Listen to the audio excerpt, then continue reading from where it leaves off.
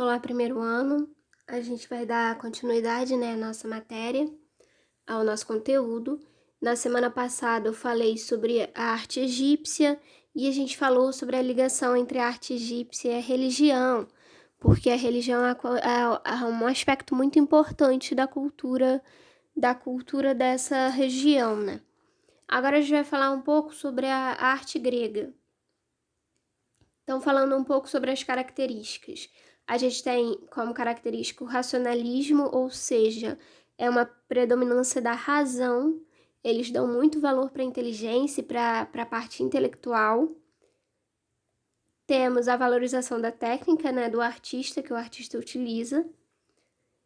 A busca pela perfeição e a beleza de forma idealizada. A gente vai ver isso mais para frente. Falando um pouco sobre a arquitetura. A gente tem como característica, primeiro, que as principais construções feitas nesse período eram os templos, e eles eram feitos de pedra sobre uma plataforma de 2 ou 3 degraus, com um grande número de colunas. Por que esse grande número de colunas? Porque a arquitetura da época precisava de sustentação para garantir a sustentação do teto. Então, a forma como era feita a arquitetura da época exigia que tivesse esse grande número de colunas para garantir essa sustentação do teto. E aí, por conta disso, a gente acaba tendo os espaços internos muito pequenos, porque tinha muitas colunas uma do lado da outra. Então, fazia com que os espaços, dentro das construções fossem muito pequenos. Por conta disso, as cerimônias, e os rituais e tudo mais, eles eram realizados na parte exterior do templo.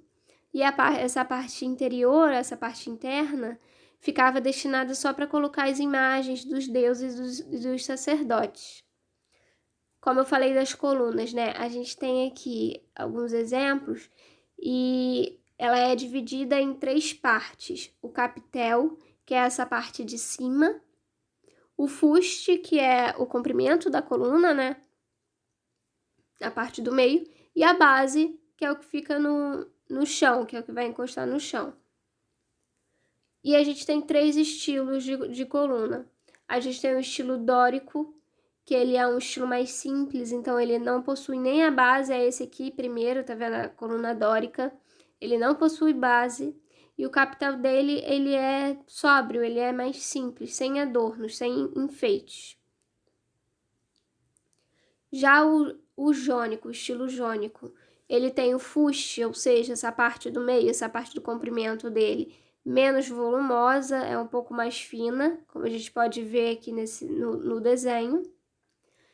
E tem o capitel com 2 volutas laterais, que são esse adorno em forma circular, tá vendo? Em forma de espiral, nas lateral desse tipo de coluna. E a gente tem o estilo coríntio. O estilo coríntio, ele é a mesma coisa que o estilo jônico, mas ele vai ter mais adorno no capitel. Então, o capitel, ele tem alguns adornos, mais adornos de arabesco, mais folhagem também. Aqui a gente tem um exemplo também aqui no desenho, ó, tá vendo? Ele é mais enfeitado, mais adornado. Outra característica que tem na arquitetura grega são os frisos e os frontões. O que são os frisos? Os frisos é essa faixa que fica embaixo dessa parte do telhado, embaixo dessa parte triangular. E o frontão é essa parte de cima, essa parte do triângulo. A gente vai ver aqui no exemplo, ó. Então, o friso vai ser essa faixa que está logo aqui embaixo, logo acima das colunas. E o frontão é essa parte que tem as esculturas, essas pequenas esculturas, às vezes tem relevo, eles são sempre muito bem adornados. A gente vê que o friso, ele também tem esses relevos. Aqui não dá para ver muito bem, mas a gente consegue perceber que tem uns adornos ali também. Aqui é um exemplo de templo, desse período, em ruínas, porque é o que sobreviveu até hoje.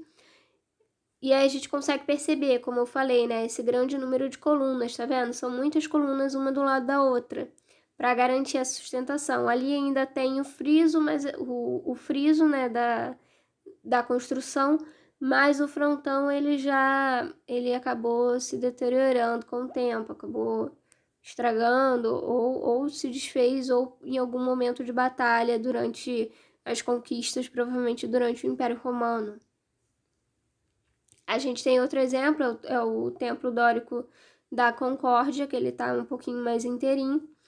E aí a gente consegue ver, ó, que tem o friso, o frontão, que tá mais ou menos, assim, não tem tantos adornos, mas provavelmente ele tinha as esculturas, aquelas esculturas menores, ou alguns relevos também. E como eu falei, né, mais uma vez aqui a gente consegue ver a quantidade de coluna que tinha uma muito pertinho da outra. Falando um pouco sobre a Magna Grécia, porque a Magna Grécia ela fica no sul da Itália, porque os gregos eles não ficavam só na região da Grécia, eles acabaram se espalhando também por outros territórios. E um desses territórios foi lá no sul da Itália, em que se criou essa colônia. Eram colônias, né, gregas lá no sul da Itália, que eram divididas em cidades e estados. Então, assim, eles tinham o mesmo idioma, eles tinham a mesma religião, mas eram divididos em cidades e estados. Cada uma tinha sua própria democracia, sua própria política. As duas cidades mais importantes, né, dessa região são... Então, a gente tem Atenas, que é o berço da arte e da democracia, e Atenas também é o nome de uma deusa grega, que é a deusa da guerra, da sabedoria, da arte e da democracia, da justiça também, se não me engano, que é essa que está aqui do lado. E nós temos a cidade de Esparta, que é a cidade dos guerreiros. Então, a gente pode até observar, né, que é uma cidade que está mais em ruínas ainda. Afinal de contas, era uma cidade que a maior parte do povo era formada por guerreiros. Então, sim, é do filme 300. Essa cidade é a mesma do filme 300, dos espartanos. Agora, na escultura. Na escultura, a gente tem a utilização do material, principalmente o mármore e o bronze, mas também acontece de se utilizar o marfim e a madeira, por exemplo. E tem a questão, a gente vê com isso com mais clareza, a questão da idealização do belo. Aqui a gente tem esse exemplo, que é uma escultura que ela ficava na proa das embarcações, que é a Vitória de Samotrácia, e a gente consegue ver, né, como as formas tem a valorização do belo e da perfeição, tanto nessa busca. Você vê é uma estátua feita de mármore, se eu não me engano, e o artista ele conseguiu fazer o tecido, um tecido leve, com caimento leve, por cima da pele de uma mulher, isso na pedra, é feito de pedra. Então, assim, ele consegue fazer detalhes muito... Os artistas, né, desse período faziam detalhes muito minuciosos nas suas obras. É quase impossível, assim, de imaginar. E a gente vê a idealização também de tentar fazer esse corpo perfeito e é importante falar, né? Não tem a cabeça porque, assim como a arquitetura, a escultura também foi se perdendo com o tempo. Então, muitos não têm a cabeça ou não têm os braços. Como a gente tem, por exemplo, a Vênus de Milo. A Vênus de Milo ela não tem os braços também, mas o mesmo motivo foi porque quebrou com o tempo, provavelmente durante alguma guerra ou alguma invasão de um outro povo. A gente tem esse daqui, do Laocoonte também, que a gente consegue ver bem essa questão da idealização do corpo, né, da idealização da beleza, e dos detalhes também, a riqueza de detalhes que tem na obra, nas esculturas gregas. É algo muito detalhado, assim, a barba dele, por exemplo, ela é rica em detalhe, ele faz, assim, quase que fio a fio, né? Agora, na questão da pintura, a pintura, ela se desenvolve na Grécia junto da cerâmica. A cerâmica, ela era utilizada, ela é um tipo de cerâmica muito bonita, né? Porque assim como tudo, né, que os gregos faziam, eles tinham essa busca pela perfeição e pela beleza, essa valorização do belo. E eles utilizavam como recipiente, essa cerâmica era feita como recipiente para vinho, para azeite, para mel, mas também era um tipo de urna funerária. E a gente tem como decoração a pintura. A pintura, ela surge para decorar essa cerâmica. Ela surge para decorar os vasos. Ela não surge como uma forma de tela, nem nas paredes. Ela surge apenas nessa questão ligada à cerâmica. E aí ela vai servir de decoração com formas geométricas e também com cenas mitológicas. Então a gente tem as cenas dos deuses e cenas dos próprios guerreiros também. Aqui a gente consegue observar essa questão. A gente tem, né, como eu falei, a questão dos adornos também, desses enfeites ali nas beiradas, e no centro a gente tem uma cena de guerra. Acho que nos dois me parecem ser cenas de guerreiros. Um filme que usou bastante isso foi o filme da Disney, o Hércules. Tem uma cena inicial, né, do filme que conta toda a história. As narradoras da história, elas contam isso através das pinturas dos vasos, das cerâmicas. E era exatamente como era feito mesmo na Grécia. Eles faziam uma forma de contar as histórias, era fazer esses registros nas cerâmicas.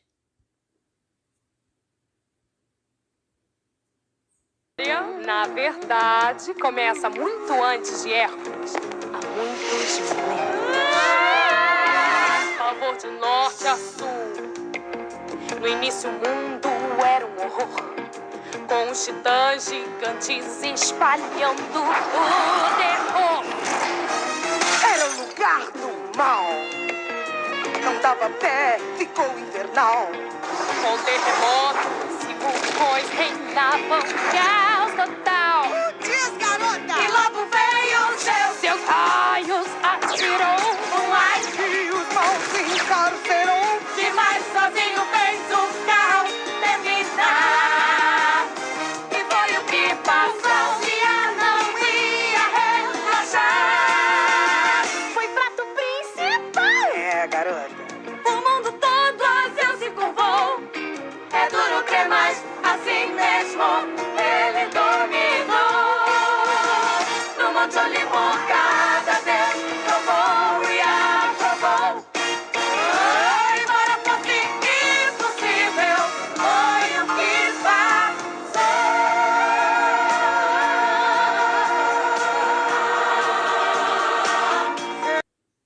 Então a gente viu lá na cena, né, que os narradores, né, os animadores, se utilizam das técnicas que eram feitas mesmo pelos gregos para contar uma história que se passa na Grécia. E essa questão de contar a história também ela é muito importante na Grécia com relação ao teatro. O teatro tinha uma grande importância na cultura grega. A gente tinha na dramaturgia, né, na questão dos escritos, dos textos mesmo, que a gente tem as tragédias gregas, que são muito famosas. Por exemplo, a gente tem o Édipo Rei, que é uma tragédia grega muito conhecida.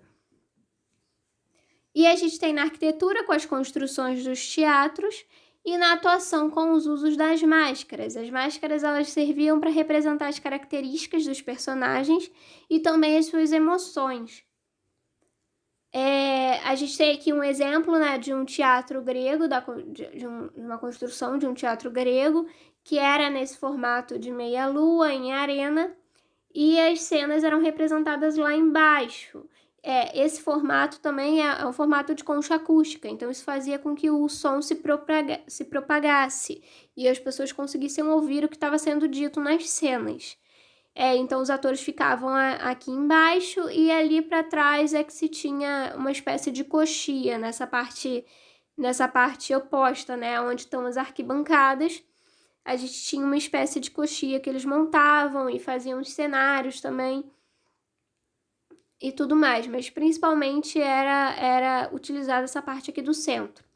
E a gente tinha a utilização das máscaras, como vocês já devem ter visto, né, que o símbolo do teatro são as máscaras da tragédia e da comédia que surgem justamente nesse período, no período grego.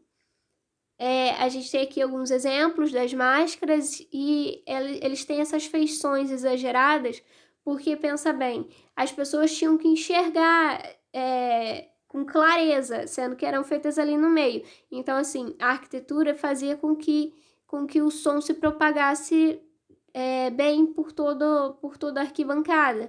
Mas a vista, né, a visão, eles precisavam dar um jeito de conseguir todo mundo que estava assistindo na plateia conseguir perceber o que estava sendo feito, o sentimento que eles estavam querendo passar.